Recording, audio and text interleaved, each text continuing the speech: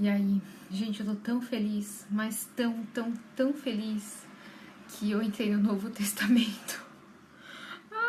Mas, cara, ainda tem alguns resumos, assim, algumas coisas pra compartilhar do Antigo, né? E aí, vamos falar do livro de Oséias. Cara, o livro de Oséias é um livro tenso. Pensa num livro tenso, no livro que, tipo assim, me mostra que é você. No sentido assim, meu, você é crente? É, você serve a Deus? É, quer obedecer? Tá, então vamos ver. Sabe assim, tipo, meu, é. Eu, assim, de todos os livros depois de Isaías, é o BOP. É tipo assim, cara, a full veste do crente, viu? Vamos lá. Primeiro tópico que pega, né? Até pra situar a história, tá? Oséias era um profeta e então, a história de Oséias é assim.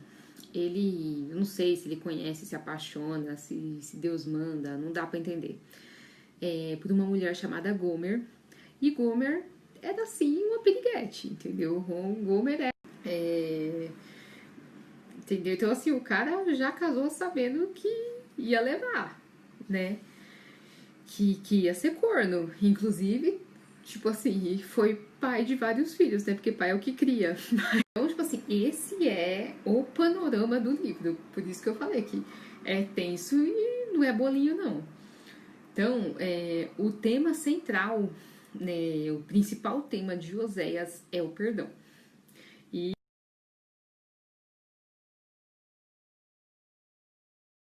então vamos lá, né? Esse é o tema central, principal de Oséias, mas cabe também aí uns links, né? É assim, que nem eu falei assim, que depois de Isaías, pra mim esse é o livro assim, a full veste do crente, né? Por quê? Porque pensa assim, Isaías, ele fala muito assim da justiça, né? Caráter de Deus, justiça. E Oséias fala da outra face, que o perdão, que essas duas coisas se equilibram na balança, sabe? E outra coisa assim que eu vejo, né, assim, no livro de Oséias, Deus, assim, a sabedoria de Deus, assim, é infinita, assim, a gente não consegue alcançar. Então, o que ele faz? Ele dá exemplos da nossa vida cotidiana. Então, assim, ele fala com a gente, ele tenta dar exemplos da nossa vida cotidiana, de coisas que a gente vivencia e sente na pele, pra tipo assim, ó, sabe isso daí que você tá passando no seu dia a dia? É tipo isso mais ou menos que eu sinto, enfim. E esse caso, né, do casamento de Oséias com a Gomer piriguete, depois vida prostituta, meu, tem vários filhos que ele cria, mas não são nem dele. É uma analogia perfeita, é uma analogia perfeita do que a gente faz quando a gente assim trai a confiança de Deus, de quando a gente peca, de quando a gente abandona os ensinamentos. É exatamente desse jeito que Deus. Então, assim, é exatamente assim que Deus se sente quando a gente faz merda. Quando a gente, meu, tipo assim, dá ocasião pro inimigo, quando a gente não resiste às tentações, quando a gente não persevera, quando a gente não busca. E, cara, assim, quem já foi traído sabe, não existe prova maior de amor do que você perdoar e continuar do lado de uma pessoa que te traiu. Por quê? Primeiro, assim, é o sentimento de que você não é suficiente, né? Segundo, a quebra da confiança. Terceiro, a vergonha. E quarto, a exposição, né? Então, assim, tudo isso que você sente quando você é traído, ou quando você foi traído, ou se você se imaginar sendo traído, é exatamente assim que Deus se sente quando então, quando você, em vez de buscar a ajuda de Deus, quando você, em vez de se manter, né, convicto, né, da sua crença, você trai a confiança. Então, ele fala, assim, no livro de Oséias, fala uma coisa muito interessante, que é assim, como que acontece o processo do adultério. E aí eu acho que é muito semelhante, tanto o adultério mesmo, tipo assim, o adultério homem e mulher, e o adultério espiritual. Tipo assim, você com com outras coisas que tomam o lugar de Deus na sua vida.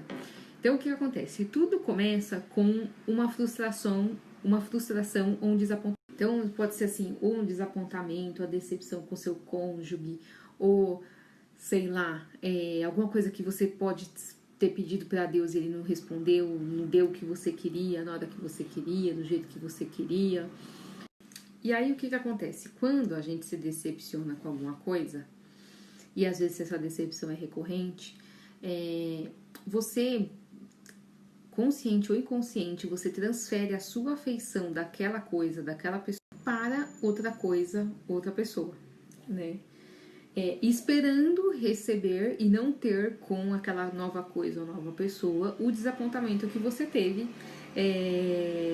com a primeira, né? Então, decepção, depois transferência, né, de afeto, amor, carinho, seja lá o que for. E você começa na sua cabeça a ter e a criar fantasias. Então, você começa a criar histórias, fantasias, situações na sua cabeça de como seria a sua vida, de como você se sentiria estando com aquela pessoa. E falando da parte espiritual, como seria a minha vida se eu não precisasse ir na igreja todo domingo? Ou como seria a minha vida se, eu não tivesse que casar virgem? Sei lá. E aí você começa a cultivar essa fantasia. Isso vai criando raiz no seu coração, na sua mente. E a gente é o que a gente repetidamente pensa. Então, o que acontece? Na mente, o cara ou a mina, já beijou, já transou, já pegou, já se pendurou no lustre com aquela outra pessoa. Então, pra sair da mente e ir pra ação, cara, é 2 palitos. E aí, o lance fica sendo uma questão de oportunidade. Entendeu? Porque tudo na sua cabeça você já fez, você já imaginou, né?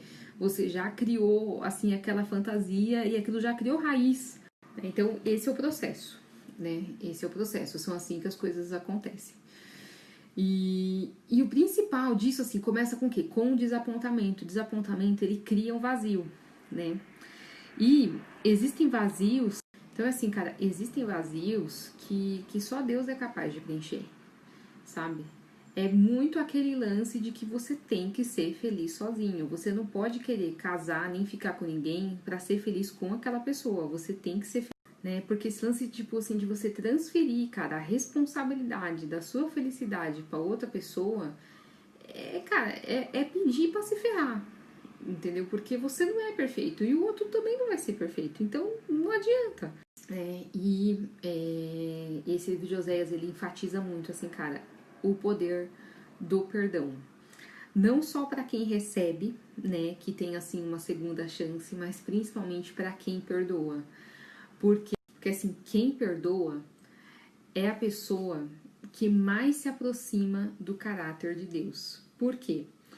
Quando você decide perdoar, isso significa primeiro que você não foi o errado da história. Então o que acontece? Você tá, cara, com a faca e o queijo na mão pra estraçalhar com o imbecil que te fez sofrer, que te machucou, que te caluniou, que sei lá. Então você tá com a razão 100% do seu lado. E quando você perdoa, cara, você abre mão, entendeu? Você deixa aí, você abre mão do seu direito de que você tá certo. Então, que é exatamente o que Deus faz com a gente o tempo inteiro, né? Quantas vezes a gente chegar e pedir perdão, se for de coração, Deus vai perdoar. Mesmo ele tendo todo o direito, de, falar assim, não, cara, eu já te perdoei muitas vezes. Dessa vez, agora não vai rolar. Mas não é assim, entendeu? Ele perdoa, porque ele ama, né? Então, por isso que eu falei, cara, é tenso. É tenso, porque tudo isso, cara, falar é fácil. O difícil é fazer. Eu não conheço ninguém que perdoe de boa. Tipo assim, a gente até perdoa, mas meio que a gente deixa a pessoa lá numa quarentena, entendeu? Ela tá sob observação, entendeu? Ela tá, tipo assim, de liberdade condicional. E não é isso, Deus não faz isso com a gente. Deus perdoa e já era.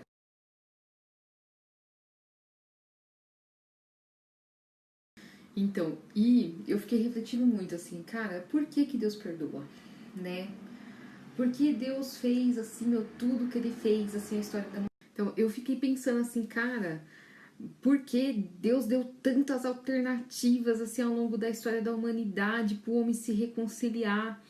E eu cheguei a uma humilde conclusão de que Deus é um Deus de relacionamentos.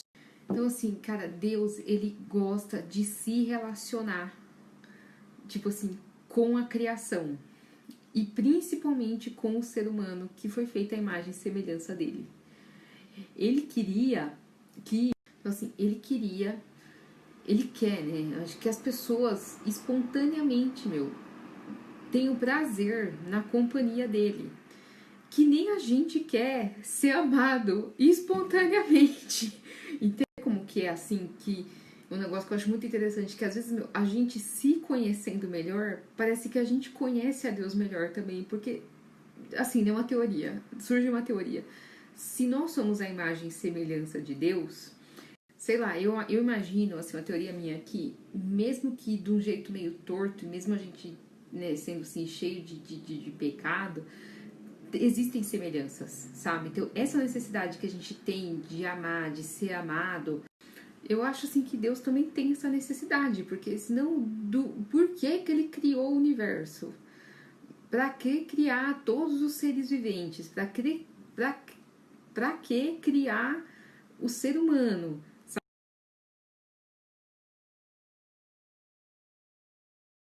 E aí, um outro tópico, né, que o Joséias aborda muito, é sobre o conhecimento de Deus e de si mesmo e os rituais.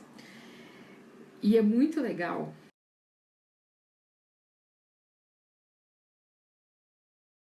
Então, eu procurei refletir muito, assim, nessa parte aí, né?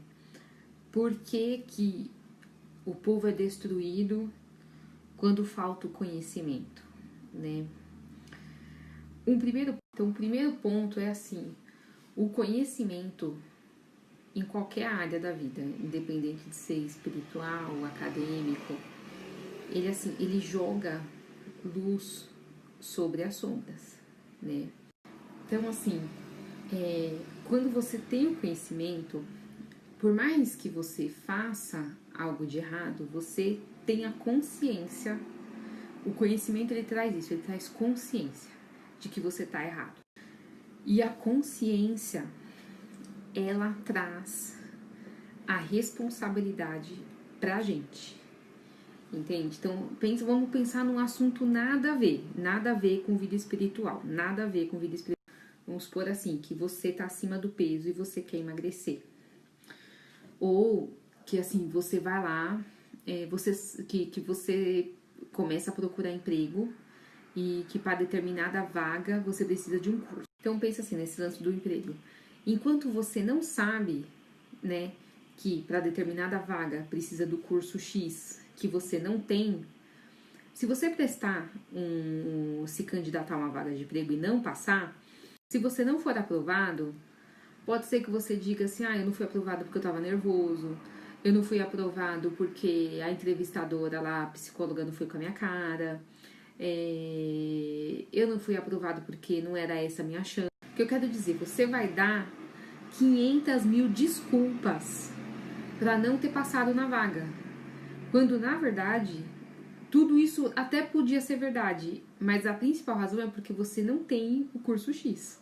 Então, isso é para tudo, né? Então, na vida, né? Então, o conhecimento ele traz consciência e a consciência traz a responsabilidade para nossa, amor. E por quê? E por que quando falta conhecimento, o povo, a pessoa, ela é destruída? Porque ela não toma consciência, ela não assume responsabilidade e ela não faz o que ela tem que fazer. Porque, cara, você vê como É tenso. Esse livro de Oséias é tenso. É pros fortes, cara. Olha, assim, se você for cavucar, você for se aprofundar, é tenso. É muito. Então, joia. E aí, rituais, né? Então, ele fala muito, assim, sobre os sacrifícios, as festas, né? Respeitar as ordenanças que Deus deixou, né? As leis, lá, lá, lá. E, sinceramente, assim, cara, os livros, assim, das leis, dos rituais, das ordenanças, nossa, gente, eu não vi a hora de terminar. Eu acho, assim, muito pé no saco. Sinceramente, Deus sabe, né? Não adianta eu mentir, porque Deus sabe que eu achei um pé no saco. Mas a questão é, eu refleti também muito sobre isso, né? Vim lendo e refletindo. Cara, a importância dos rituais é a formação de bons hábitos, de bons costumes, de hábitos e costumes, entendeu? É a formação de hábitos e costumes que vão ser como um memorial diante dos seus olhos, na sua mente, na sua vida diária. E esse memorial, né, o próprio nome já diz, ele é para sempre te lembrar o caminho que você tem que seguir. Sabe assim, o que é importante para você, quem você é, o Deus que você serve. Porque outro lance, assim, que desde que eu comecei a ler, né, a Bíblia, eu me perguntava, assim, cara, algum motivo deve ter para ter você deixado esse monte de lei, esse monte de ordenança, esse monte de coisa pro povo seguir. Né? Tipo assim, eu sei que tem tudo uma importância histórica, enfim, e de simbologia nisso, mas eu falei assim, cara, não é possível que seja só isso, tem que ter uma aplicação prática para a vida das pessoas, não é possível, sabe? E aí eu fui meio que juntando, assim, tipo, o lance de você ler a Bíblia também inteira é muito isso, porque uma coisa complementa a outra, para que o todo faça sentido, sabe? Para você conseguir fazer conexões. E a função dos rituais é essa, assim, é de servir como memorial, para te relembrar, né, do que você tem que seguir, as suas crenças, os seus valores, quem você é, para onde você.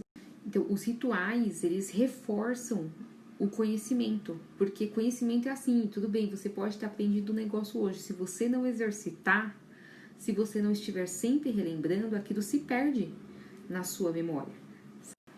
E não é fácil, cara, não é fácil você desenvolver rituais, bons hábitos e ser frequente, sabe? Assim, ser firme e forte e não arredar pé. Eu sei por experiência própria.